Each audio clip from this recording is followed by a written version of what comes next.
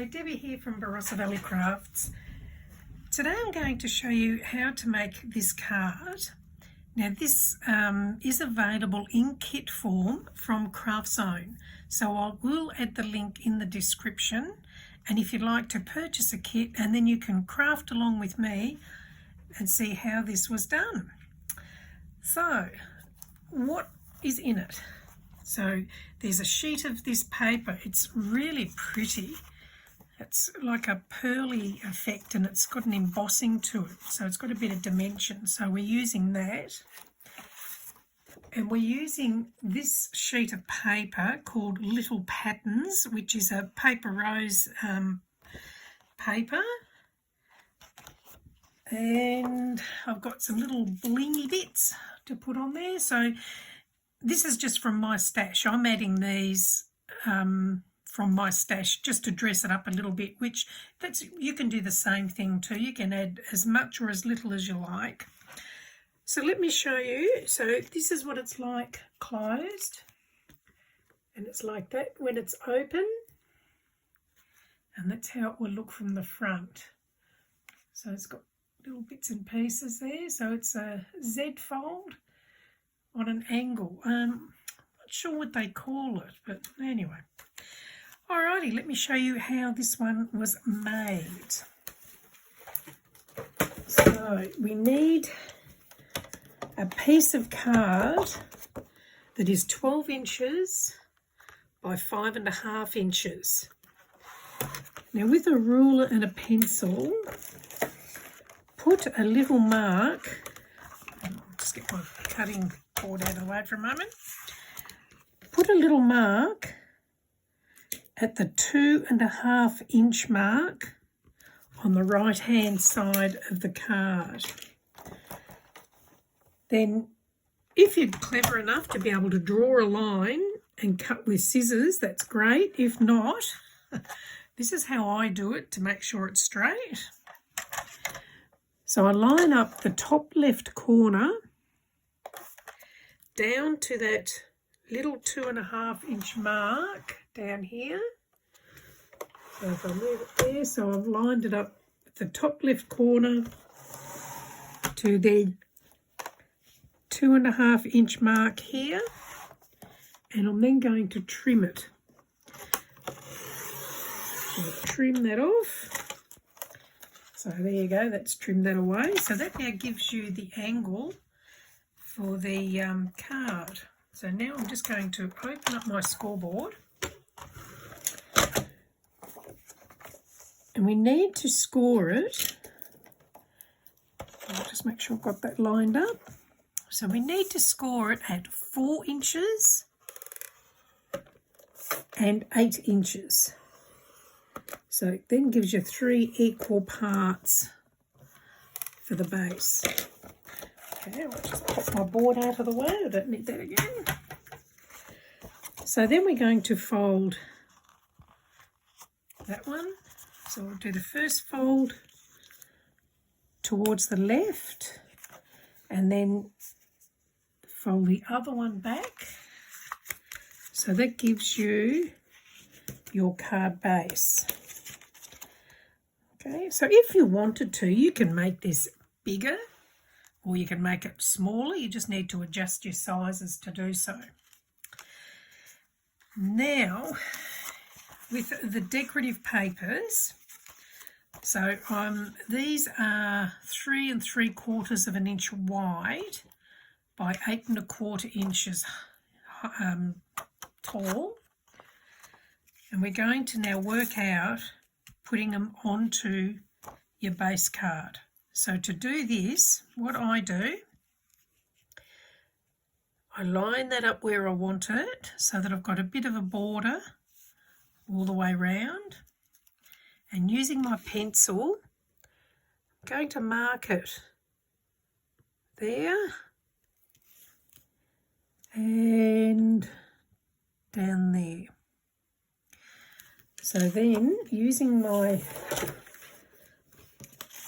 guillotine, and if you don't have one of these, you can use a ruler and a crafting blade if you like. And we're going to cut from those little marks. So from that mark there to this mark down here, and trim that away. Now hopefully I've done that right, and that will now fit there. So this piece that you've cut off will now fit on the back piece. So again, line it up where you want it, and then put some little marks where you want to trim it off, and then trim that off. So we'll just line up those little marks and trim, and that will now give us the piece to sit in there. So somewhere here I have an eraser. Here we go. So I'll just move my little pencil marks, and now we're going to do the same thing for your middle section. So we'll line this up here,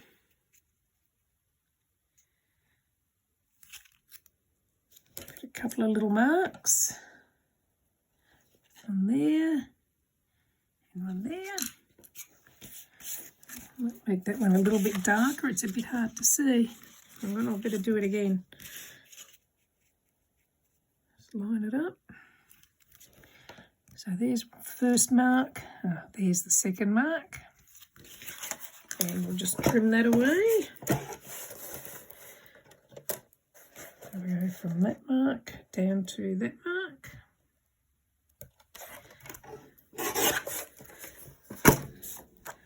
And that will now do that. And then the piece that you've cut off, you can stick on the back. So if you want to, you can then put your sentiment or your greeting, like you would do a little white piece to go over the top with your sentiment and greeting on the back of a card, if you didn't want to have it on the inside anyway. So now we will attach all these pieces. So I'm just using Turbo Tacky Glue here. One good thing about this glue, I'll show you the lid in a sec. So you can use double-sided tape if you prefer, is this glue, you can store it standing on its tip. So it's always ready to use. You don't have to wait for the glue to come down. Okay, so now we'll just pop that into place. And we'll do the same with the next piece.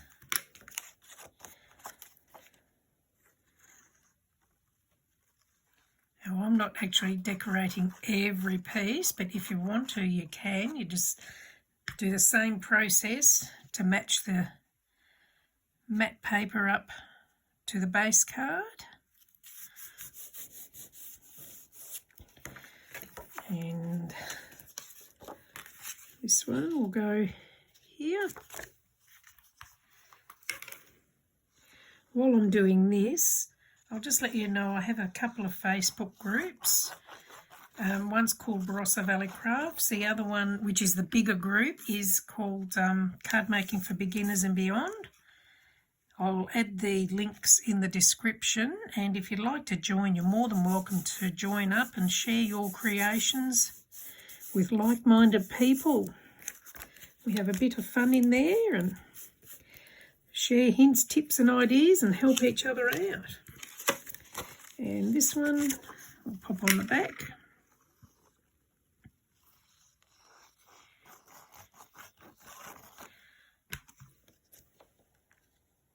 As I said before, you can just trim a piece of white card to sit over this and put your greetings on there. Just get the pencil off. And now we're going to decorate it. So from the paper, I have just fussy cut out some of the flowers. And then using Distress Oxide Wilted Violet for this particular one, I've just gone around the edge a bit just to give it a bit of colour around the white. Don't have to do this, but I like doing it. It looks good. Well, I think it does anyway. Okay, so that's that. So I've already done that to the other two pieces. And then we work out what you want where. So we're going to put this one on the front, and then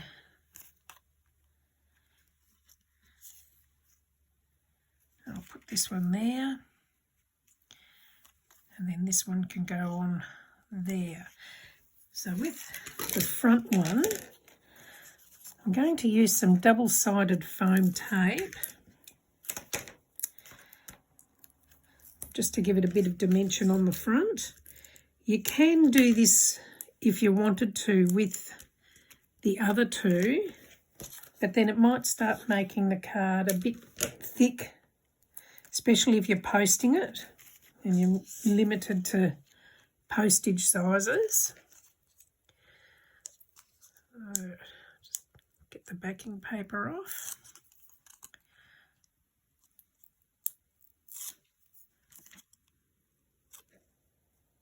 There we go. And pop that into place. And then we'll do the same to the next piece. There, put that.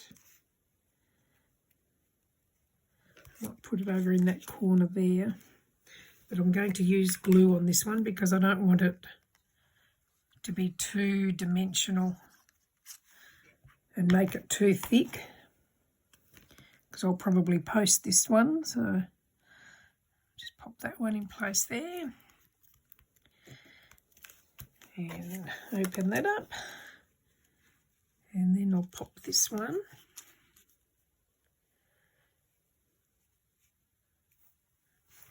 Yep, I'll pop that one about there.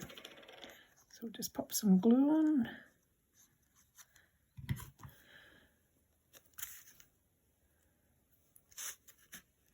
So if you do like it, you're more than welcome to just pop into Craftzone and buy a kit, and then you can come back and watch the tutorial again and craft along with me. There we go. So that's that. Now, like I said, just from my stash, I've just grabbed some little pearly bits. So I'm just going to pop them on as well, just to dress it up a little bit.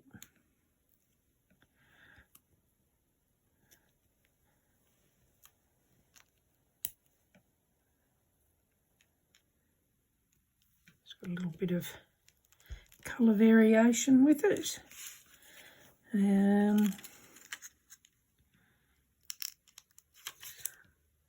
Pop a couple up here. Oh, lost the sticky on that one. We'll try again. That's got it.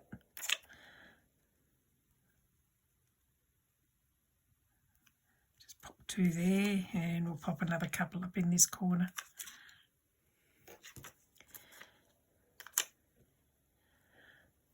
So if you wanted to, you could do them along the zigzags, but it might be a bit too much.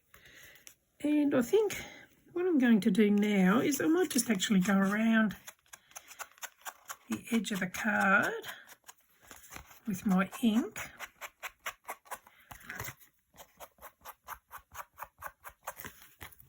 Just to make the edges not so stark.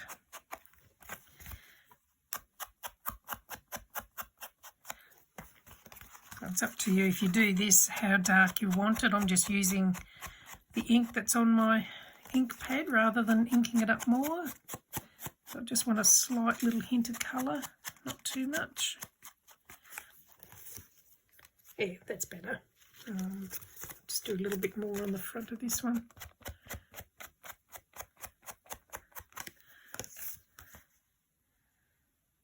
There we go. And that's done. So it's very easy. And just I'll give some tips with fussy cutting. So when you're fussy cutting, let's see, I'll just roughly cut this piece out first.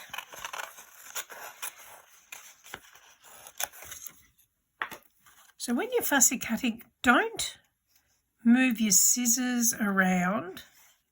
Move your card. So if you move your card around, you can actually get a better finish to your fussy cutting